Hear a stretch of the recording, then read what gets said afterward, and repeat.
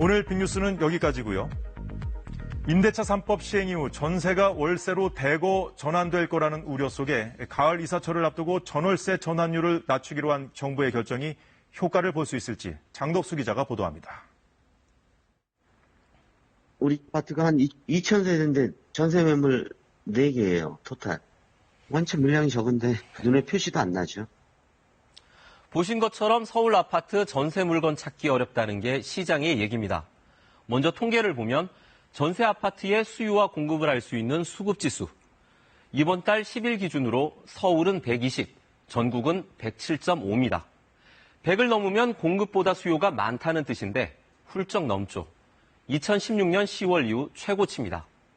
공급이 부족하니 당연히 가격이 뛸 수밖에 없겠죠.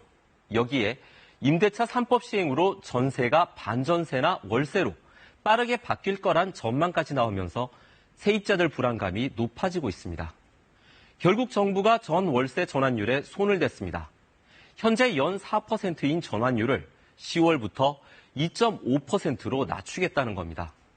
이렇게 되면 5억 원짜리 전세를 보증금 3억 원의 월세로 바꿀 경우 약 66만 원이던 월세가 41만 원 정도로 줄게 됩니다. 집주인이 받을 수 있는 월세가 감소하니까 전세를 굳이 월세로 전환할 가능성도 낮아진다는 건데요. 이걸 지키지 않으면 세입자는 주택임대차 분쟁조정위원회 등을 통해 구제받을 수 있는데 조정이 안 되면 소송을 해야 합니다.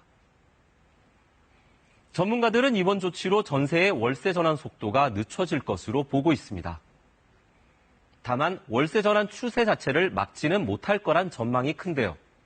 연 2.5%라는 전환율도 은행 예금 이자율과 비교하면 수익률이 여전히 배 이상 높기 때문입니다. 한 가지 중요한 것, 이 전월세 전환율은 기존 전세를 월세로 바꿀 때만 적용된다는 겁니다. 월세를 다시 월세로 재계약할 때나 새로운 월세 계약에는 적용이 안 됩니다. 또 월세를 전세로 바꿀 때는 한국감정원이 발표하는 시장 전환율을 토대로 당사자가 협의해 정해야 합니다. KBS 뉴스 장덕수입니다.